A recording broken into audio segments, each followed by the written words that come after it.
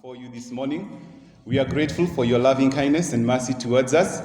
Thank you, Father, for this day that you have given us, that we may rejoice and be glad in you, O King of all glory. We surrender and yield our lives to you. We thank you, my Father in heaven, for the opportunity of hearing your word. And I pray that the entrance of your word will bring revelation, is going to bring salvation, is going to bring release in our lives, O King of all glory. And that, Lord, we shall be transformed even as your word comes into our lives, O King of all glory. We thank you, my Father. We commit ourselves into your hands. We pray that, Lord, even as your word comes forth, may it come forth with clarity and relevance for the glory and the honor of your name. We thank you and we praise you, Father. We pray all this in Jesus' name. Amen. Amen. Okay, you can have your seats. Praise the Lord once again.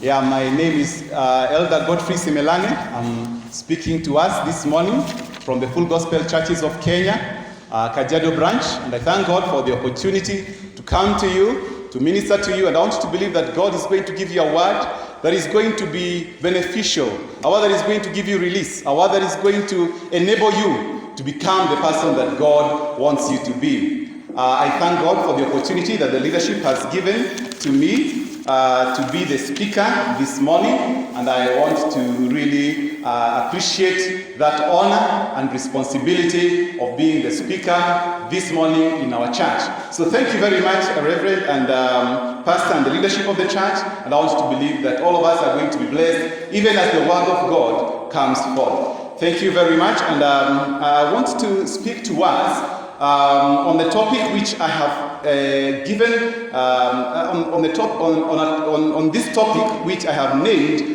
Walking in Revelation Knowledge. The topic for our discussion this morning is Walking in Revelation Knowledge. When I'm talking about walking in revelation knowledge, I want you to picture what is God saying about me.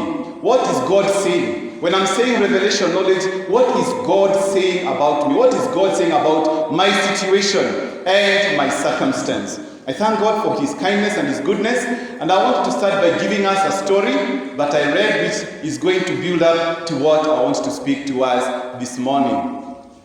A farmer one day decided to take a walk in the forest.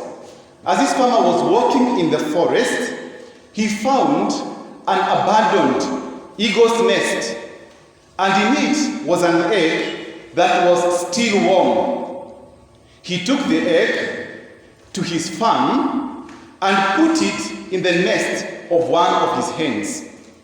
The egg hatched, and the baby eagle grew up along with the other chickens.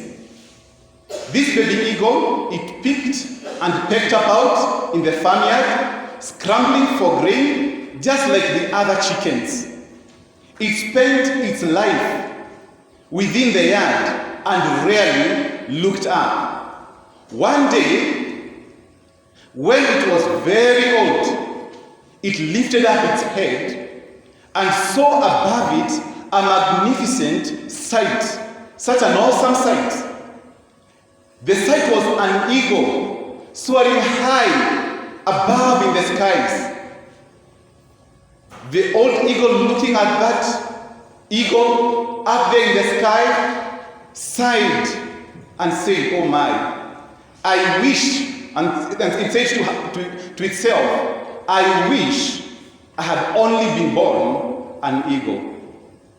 Praise the Lord. So have you got my story? So this is an eagle. It has not been exposed to the life of an eagle. Someone, before it was hatched, put it in a nest among the hens, and it grew up with the hens. And all along, it thought that it is supposed to be a hen. But at the end of it all, one day when it looked up, it saw a magnificent sight. And this sight was so awesome, it desired that it wished it was like that eagle. I want to ask you a question. Was that eagle that spent all its life on the ground an eagle or a hen? And that's a question we need to ask ourselves. It had the potential of an eagle. It was an eagle, but its exposure did not allow it to soar high up the skies like an eagle. And that's what happens in our lives. Sometimes we look at ourselves we look at our background, we look at where we have come from, and just wonder, can something good, can I be better than this? Looking at my background, can I be better than this? I want us to open our Bibles. I will be reading 2 key scriptures, and then as we go on, I will be giving us more. But the main scripture and the main character I want us to focus on this morning is the man called Gideon. In the book of Judges, chapter number 6, from verse 1 to 16, I want us to read and hear about this man called Gideon. Again, the Israelites did evil in the eyes of the Lord, and for 7 years he gave them into the hands of the Midianites. Because the power of Midian was so oppressive, the Israelites prepared shelters for themselves in mountain clefts, caves, and strongholds. Whenever the Israelites planted their crops, the Midianites, Amalekites, and other eastern peoples invaded the country. They camped on the land and ruined the crops all the way to Gaza, and did not spare a living thing for Israel, neither sheep, nor cattle, nor donkeys. They came up with their livestock and their tents like swarms of locusts. It was impossible to count the men and their camels. They invaded the land to ravage it. Midian so impoverished the Israelites that they cried out to the Lord for help. When the Israelites cried to the Lord because of Midian, he sent them a prophet who said, "This is what the Lord, the God of Israel says, I brought you out of Egypt. I brought you up out of Egypt, out of the land of slavery. I snatched you from the power of Egypt and from the hand of all your oppressors. I drove them from before you and gave you their land. I said to you, I'm the Lord your God. Do not worship the gods of the Amorites in whose land you live. But you have not listened to me. The angel of the Lord came and sat down under the oak of Ophrah that belonged to Joash the Abiezrite, where his son Gideon was threshing wheat in a winepress to keep it from the Midianites. When the angel of the Lord appeared to Gideon, he said, the Lord is with you, mighty warrior. That's a key scripture that I want us to think and ponder on. That the angel of the Lord, he comes to a person who is outrightly afraid. We could call him a coward. He's so much full of fear. Midian had so impoverished Israel that they just became fugitives, people who are running away, people who are having no self-confidence, people who knew they were up to be humiliated and to be oppressed by the Midianites. So when the angel of the Lord appeared to Gideon, a man who is hiding in a cave, the angel of the Lord, he said to Gideon, the Lord is with you, mighty warrior. I thank God that God does not go by sight. He goes by faith. God calls us and calls into existence things that are not as if they are. So when God comes to someone, he will not apparently go by what he sees. He's seeing a greater person if this person is going to cooperate. So the Lord called Gideon a mighty warrior. Let's go on. But sir, Gideon replied, if the Lord is with us, why has all this happened to us? Where are all his wonders that our fathers told us about when they said, did not the Lord bring us up out of Egypt? But now the Lord has abandoned us and put us into the hand of Midian. The Lord turned to him and said, go in the strength you have and save Israel out of Midian's hand. Am I not sending you? Verse 15, but Lord, Gideon asked, how can I save Israel? My clan is the weakest in Manasseh, and I am the least in my family. So those scriptures are the ones which I want us to ponder about, even as we remember the story of that eagle, that before it hatched, it was put in a hen's nest, and it hatched together with other hens and other chickens, and all its life it lived like a chicken, until one day it saw a magnificent sight. I want to say, and I can compare Gideon to that eagle. Because according to Gideon, there was a lot of things that had happened in his life that gave him a reason and a good excuse for not venturing out and doing what God is requiring of him. I want to start by saying this. Sometimes truth is painful. Sometimes truth is painful.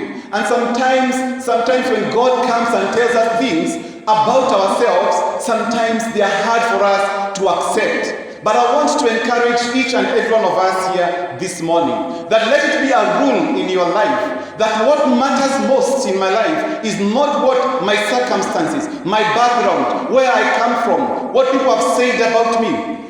Let that not be your guiding factor. Let the guiding factor in your life be what does God say about me. Bwana asifiwe sana. That is what I want to encourage us as we focus on walking in revelation knowledge.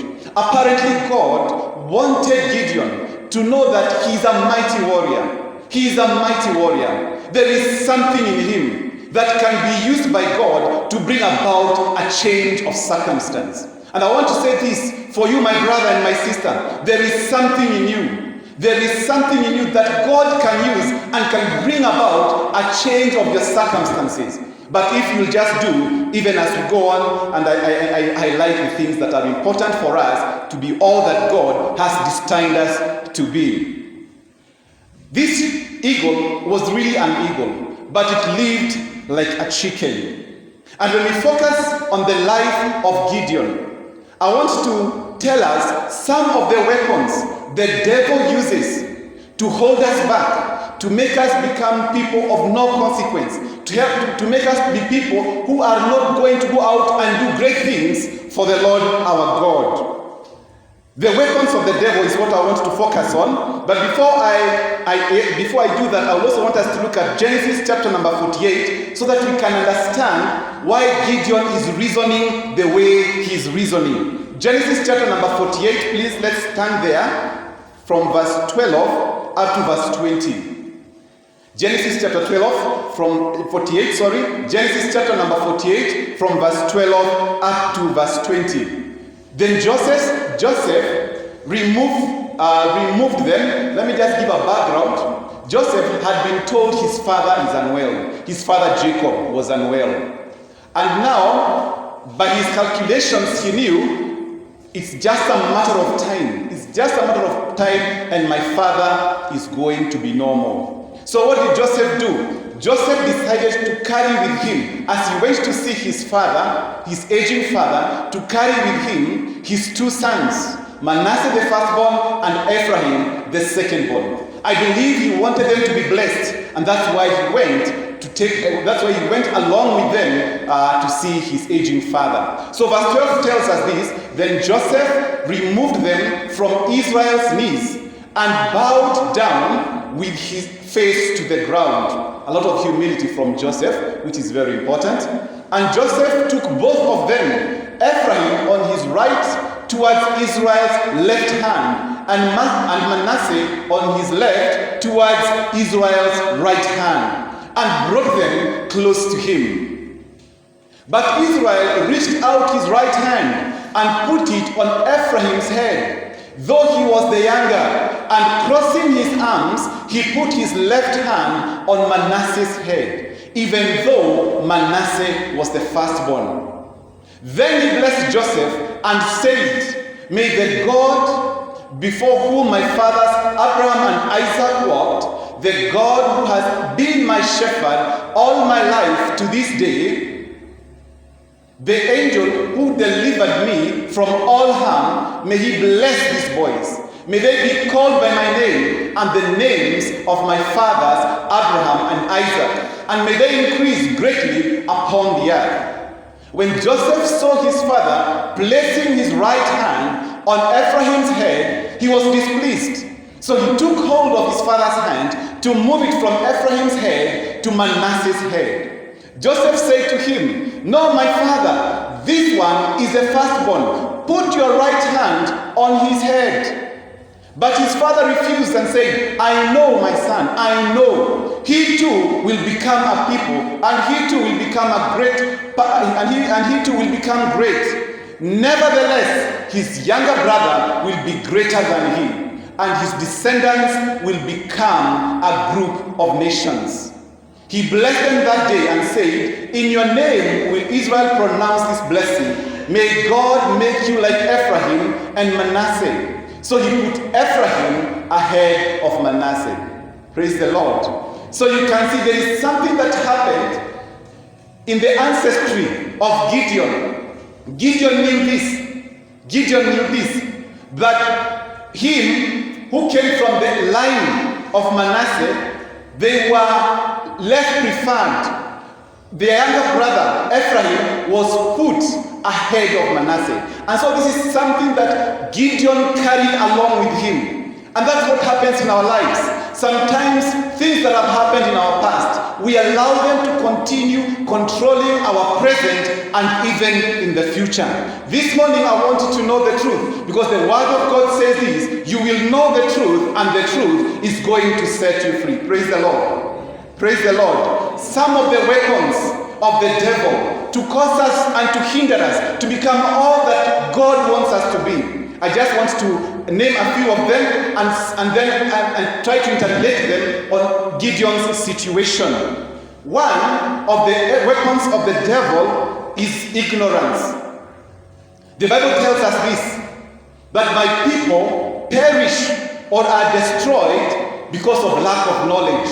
I think that is in the book of Hosea, chapter number 4. It says, my people are destroyed for lack of knowledge. One of the weapons of the devil is ignorance. He wants us to be ignorant. Not only that, the devil also uses lies. Jesus Christ told us that the devil is the father of lies. He is the father of lies. If I was to relate this to the situation of that eagle, it thought it was a hen, yet it was an eagle. The devil is a liar and the father of all lies. That is in the book of John chapter 8, verse number 44. Another weapon of the devil is he causes people, God's people, to sin. Now Israel found themselves in that situation because of their sinfulness, because of their disobedience. And when we disobey God, we set ourselves up to be mishandled by the devil, to be put in a place of oppression and depression because of disobeying God. Israel found themselves being impoverished by Midian and Amalekites because of their sinful ways, even as we read in the book of Judges chapter 6 in the opening verses. Another weapon of the devil is discouragement. He uses discouragement to discourage you and to make you feel it's not possible, it can't work. And I think there was a lot of discouragement because these people were oppressed, they were impoverished. And that's another weapon of the devil. The other weapon which I want to focus on is our background, our past. That is one of the greatest weapons the devil uses. Alongside these other weapons, ignorance, lies, walking in disobedience to God, discouraging us, but our background can be such a strong force, such a strong factor to cause us not to become all that God intended us to be. Gideon says this and tells God, you are calling me a mighty warrior. Really, am I a mighty warrior? God is not going by what he's seeing in Gideon. God is seeing something great. And then he even tells Gideon, go in the strength that you have. Go in the strength that you have. Gideon's background and our background can be such a strong force, can be such a strong factor that holds us back to be all that we could ever be. Our background, our past, it is such a strong factor. And I want us to really look at ourselves and look at our background, look at where we come from. Sometimes we think, I wish I was like this and this. I wish I had this and this. Some of us even would wish, I wish I was not born in Kenya. Look at the way our country is going. I wish I was born a white person and not a black person. Or sometimes you might feel my height is not right. Sometimes you might feel I wish I was a boy and not a girl. All these things in our past, some of them we are in control of and some we are not in control of, can be used by the devil to hinder us to be all that God intended us to be. I want to encourage you, my brother and my sister, to ask God to help you walk in revelation knowledge. Walk not by sight, walk by what God says about you.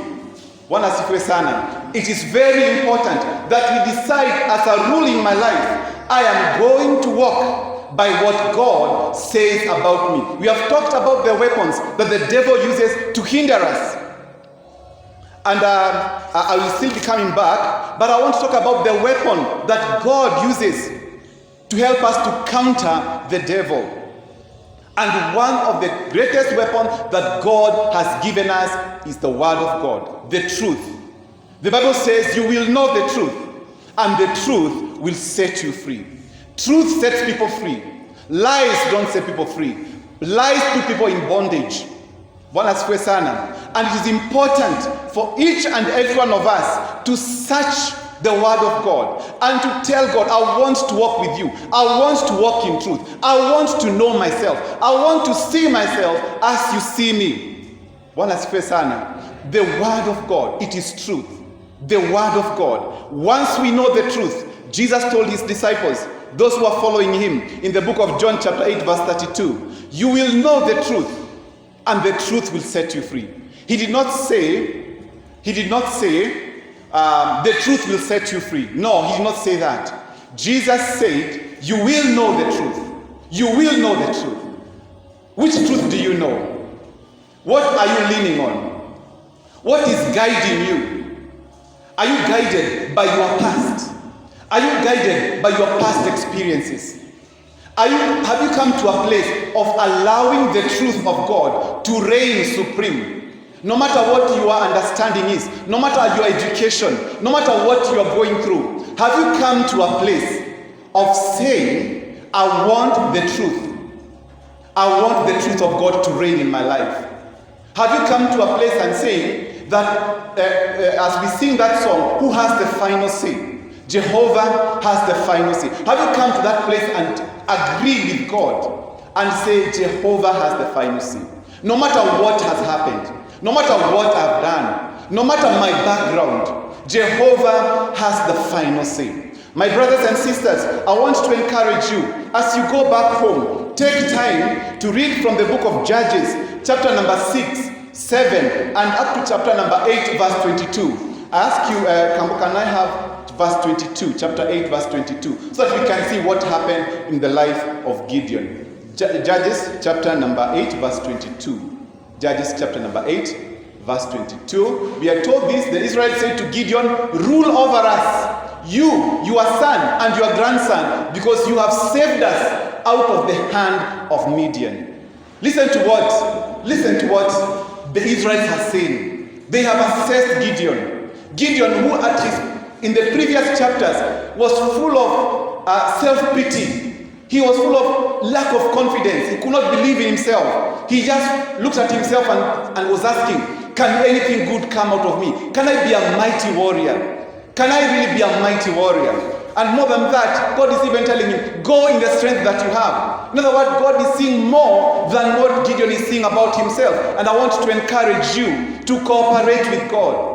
Ask God to help you see. Ask God to help you see as he sees you, because that is very, very important. I want to say this as I come to a conclusion. There are two key lessons from the story of Gideon, which I want you to make sure you don't forget. Two key lessons that enabled Gideon to become a mighty warrior, that enabled Gideon to do great things and be a deliverer for people who are oppressed for a long time, and they were actually the minority. Two key lessons. One lesson is this: please accept what God says about you. That is very important. Accept what God says about you. Accept, and that is not easy. Because I've said truth sometimes is painful. Sometimes God seems to be contradicting. Sometimes God does not seem to be making sense.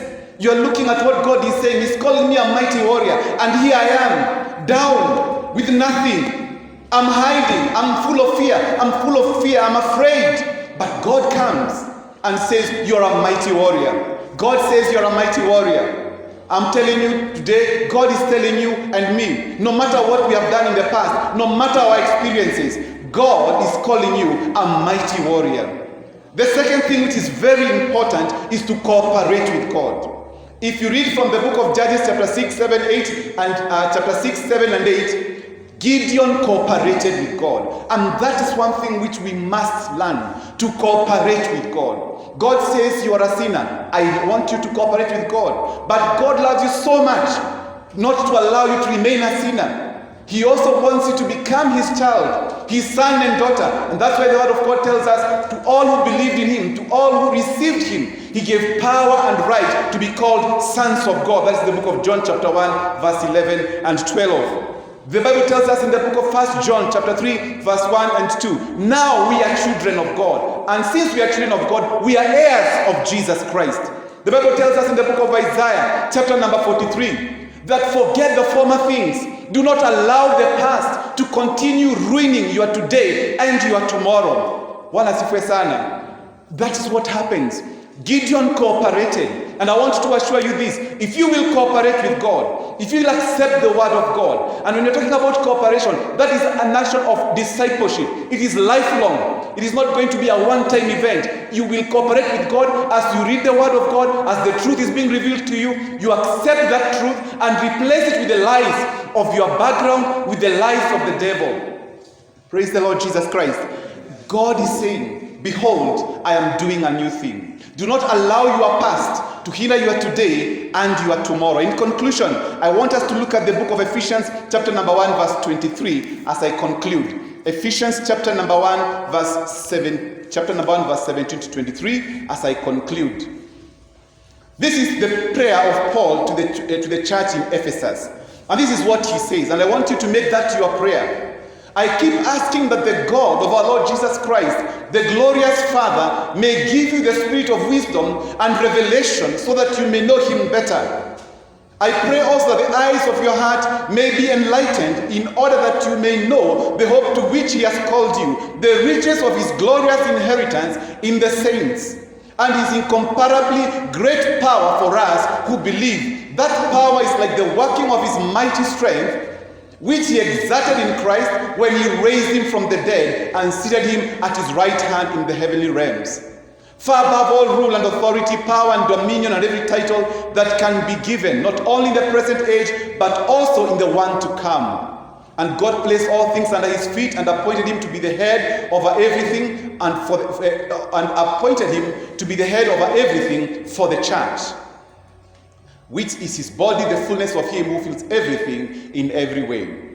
Thank you. So that was Paul's prayer. And I want to believe that you have heard that prayer. That was Paul's prayer for that church. And I want you to make that your prayer. That God will help you to walk in revelation knowledge. That you may see yourself as God sees you. You may refuse the lies of the devil. You may refuse your background, which sometimes seems to contradict what God says about you. God says you are more than a conqueror. God says he's for you. God says we shall overcome. Even in this time of COVID-19, and you are wondering where we're headed to, I want to say this: if God be for us, who can be against us? We are more than conquerors through Jesus Christ, our Lord and our Savior. May the Lord help us that we may walk in revelation knowledge and accept what God says about us. Gideon did it, and the results were extraordinary. You do it, and as the word of God comes forth, I want to encourage you, my brothers and sisters, to search yourself and ask yourself, am I walking in revelation knowledge? Am I walking in revelation knowledge? What controls my thoughts?